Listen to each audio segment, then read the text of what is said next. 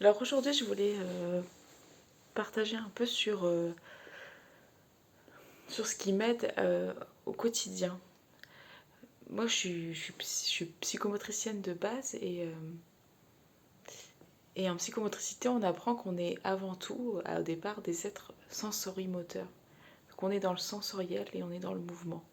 Et le fait d'appréhender le monde et notre corps via nos sens et via le mouvement, ça va nous permettre ensuite d'établir des limites, d'établir ce que nous sommes nous, de créer un sentiment d'individuation et d'être en relation avec un autre et de construire ensuite des représentations mentales par rapport à des habituations de ce qu'est un objet par exemple. Au départ, un objet, c'est plein de sensations mises ensemble, des informations visuelles, des informations euh, sensorielles, tactiles, euh, qui vont nous permettre d'appréhender ce qu'est un objet, puis après, quand je le vois à loin, je me dis ah ça c'est une gomme.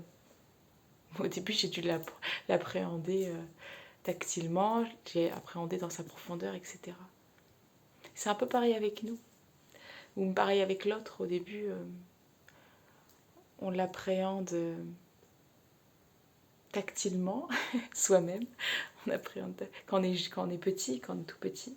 Puis après, ça y est, on sait qui nous sommes, on dit je. À 3 ans, ça y est, on dit je et on s'est individualisé. Et ça nous sert beaucoup dans la vie. Et c'est important de connaître son fonctionnement. C'est important de comprendre comment on est avec l'autre, comment l'autre fonctionne, et d'avoir plein de clés pour nous aider dans notre vie de tous les jours à fonctionner d'une façon qui nous permette de vivre le mieux possible, même si il y a plein de difficultés ou en tout cas de choses d'imprévus, d'aléas à gérer. Et c'est aussi nos ressources, avoir des ressources personnelles, savoir comment on fonctionne, savoir comment le monde fonctionne, savoir comment tout ce qu'on appelle les cognitions sociales, c'est-à-dire comment, comment fonctionner en société, quels sont nos codes qui nous permettent ensuite d'être en lien. Et parfois, même si on a tous ces codes et toutes ces ressources,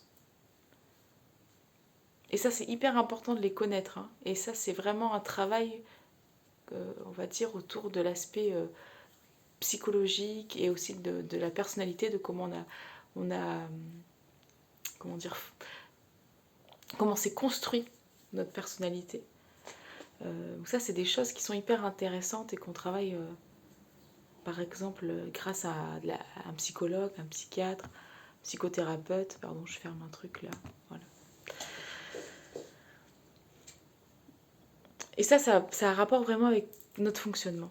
Et moi, ce que j'ai envie de vous partager sur cette chaîne, à travers mes vidéos, qui seront qui seront peut-être pas du tout vues, mais c'est pas grave. Moi, j'ai vraiment besoin d'un endroit de déposer ça quelque part.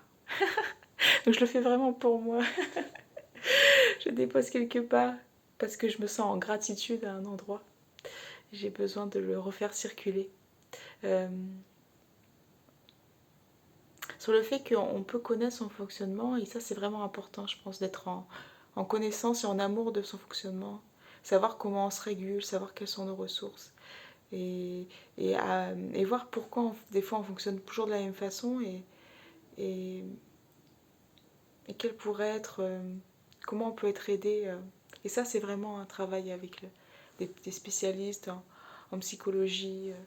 Euh, des fois, on a eu des traumatismes, etc. Donc, il y a des fonctionnements qui sont, des mécanismes de défense qui sont en place et qui sont importants à pas, genre,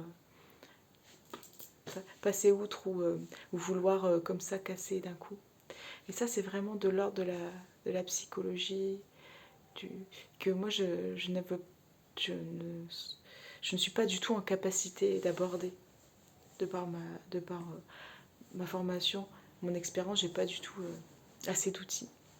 Par contre, j'ai envie de vous partager quelque chose de l'ordre plus du sensoriel et du retour aussi au mouvement et, euh, et aux sensations. et au corps, puisque dans ma pratique de base, je suis psychomotricienne et j'ai choisi la psychomotricité. Parce que, je ne sais pas pourquoi, inconsciemment, mais je pense que vraiment le corps, en tout cas, le rapport au corps et aux sensations me parle beaucoup, et m'apaise beaucoup, et me nourrit aussi beaucoup. Et j'avais vraiment envie de vous le partager parce que je pense que c'est deux domaines qui sont parallèles, qui se complètent, et aussi qui sont aussi complètement différents à un endroit. Il y a de l'ordre de comment je fonctionne dans la vie, comment je fonctionne avec moi-même, comment je fonctionne avec l'autre, quelles sont mes ressources. Et il y a aussi comment j'appréhende le monde. Qu'est-ce qui me nourrit Qu'est-ce qui fait que même si par exemple tout va bien, on va dire, dans ma vie, quelque chose me manque.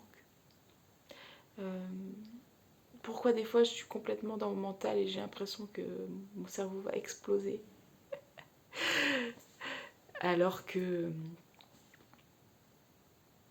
finalement je me connais assez, je sais que les choses vont être faites.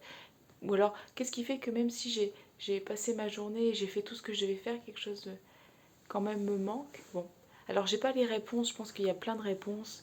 Je pense que l'important c'est plutôt de se questionner plus que d'avoir des réponses. et, et moi j'ai envie de questionner qu'est-ce qu'apporte le retour aussi à l'aspect sensoriel et à l'aspect du mouvement dans notre vécu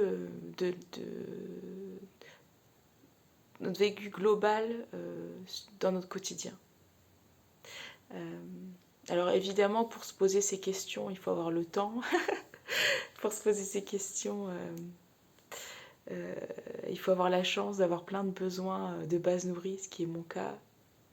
Mais du coup, j'ai envie justement de vous partager, moi, ce qui m'aide au quotidien et ce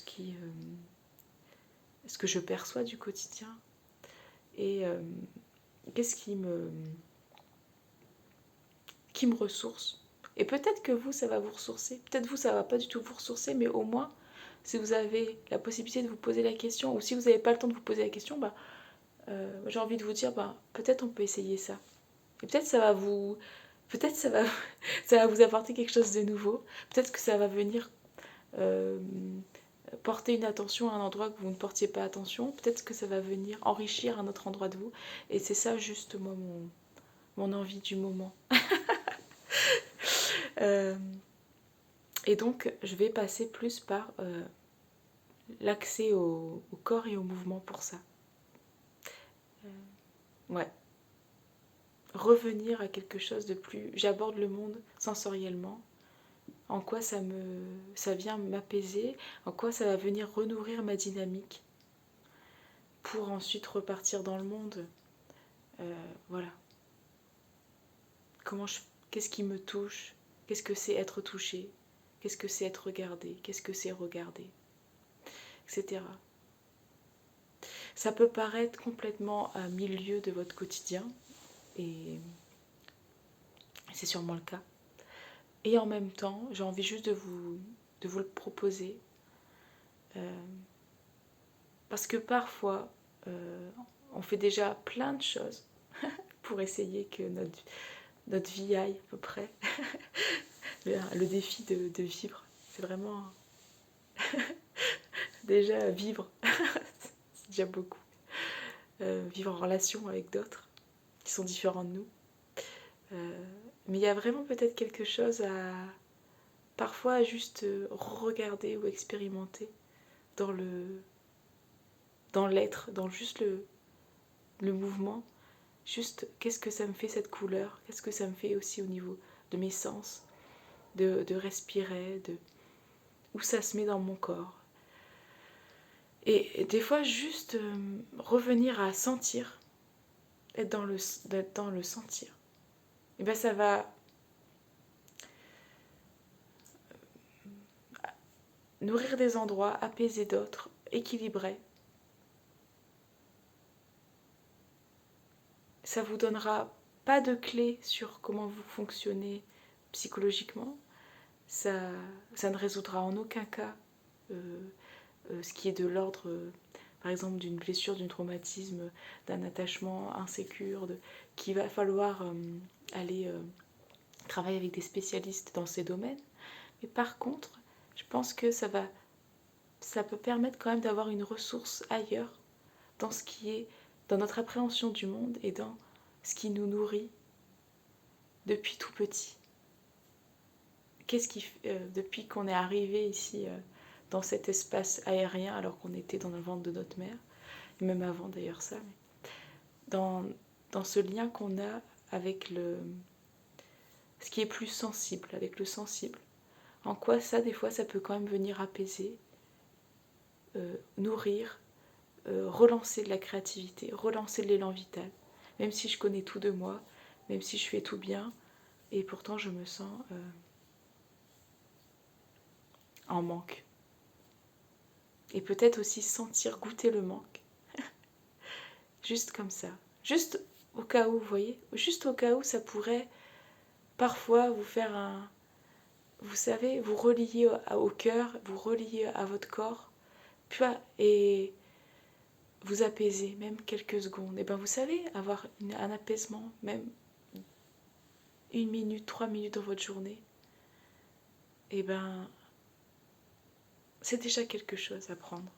Et j'ai envie de vous parler de ce domaine-là. Voilà, donc ce sera les thèmes des prochaines vidéos. Le mouvement et le sensoriel. Et comment on revient à ça.